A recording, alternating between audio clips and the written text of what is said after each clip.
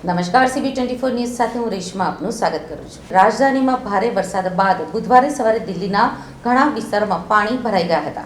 બુધવારે વહેલી સવારથી જ દિલ્હી અને NCRમાં ગાજવીજ અને વીજળીના ચમકારા સાથે અવિરત વરસાદ શરૂ થયો હતો। દિલ્હી ગેટ પરથી લેવામાં આવેલી તસવીરોમાં પાણી ભરેલા રસ્તાઓ પરથી વાહનો પસાર થઈ રહ્યા છે।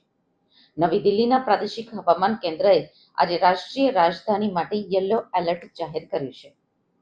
મહેરૌલી ગુડગાંવ રોડ ઉપર પાણી ભરેલા જોવા મળ્યા હતા। રસ્તાઓ પરથી પસાર થતા વાહનોની લાંબી લાઈનો જોવા મળી હતી।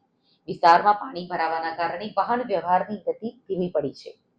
મહત્વનું છે કે મંગળવારે દિલ્હી ટ્રાફિક પોલીસે ક્રાઉન પ્લાઝા રોડ નંબર 13 તરફ જતા મુસાફરો માટે ટ્રાફિક એડવાઇઝરી બહાર પાડી હતી। ઓખલા અંડરપાસમાં પાણી ભરાવાના કારણે મુસાફરોને ટ્રાફિક જામનો સામનો કરવો પડી શકે છે।